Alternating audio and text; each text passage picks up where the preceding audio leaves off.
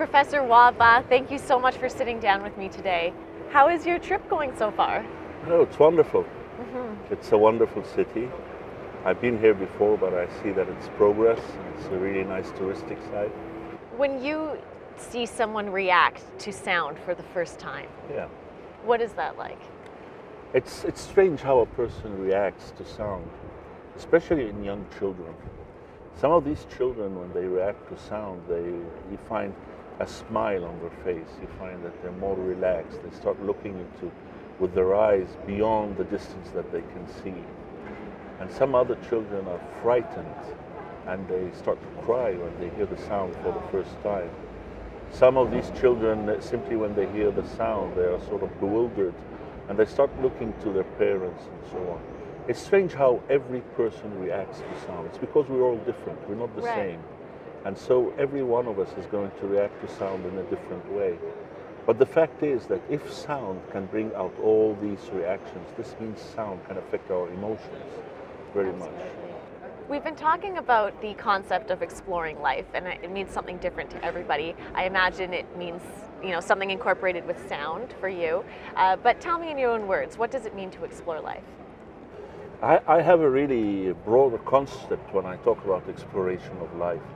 I believe that exploration of life is not simply something which is geographical. For example, if you see a young child who's moving first of all in his mother's arms and then afterwards starts to walk, moving from one room to the other and then to the kitchen, and then when they grow they go outside the apartment. So they're exploring the geographical situation where they're in. Exploration of life is something more broader than that. You should explore your emotions, you should explore your thoughts, you should explore ideas. You should widen your scope of reading and watching maybe history, reading into history. And this is the real exploration of life that goes on. The concept of exploration, geographical exploration, was there in the 1800s when they wanted to see where the North Pole was, and before that, how to reach America and so on. But the concept that we have now, we're exploring to the depth of what sound means, for example, and hearing, what vision means, and so on. This exploration deep into the human body is something which makes you more believing in God and makes you more believing in what you do as a surgeon and as a doctor. So how do you do that then? How do you stay in the moment and just be present? Yeah. Well, you have to be, for example, as a surgeon, you have to be, during your surgical time, when you do your surgeries, you have to concentrate on what you're doing really well. And in order to be able to concentrate well, you have to have other time of leisure and other time of relaxation where you can go more philosophically into depth in life. So this is going to give you the power to concentrate. So what do you do to relax? Well, I relax, as I was just telling you, my best relaxation. I've visited every botanical garden in the world. So the last one I visited was actually the one in Sydney in Australia.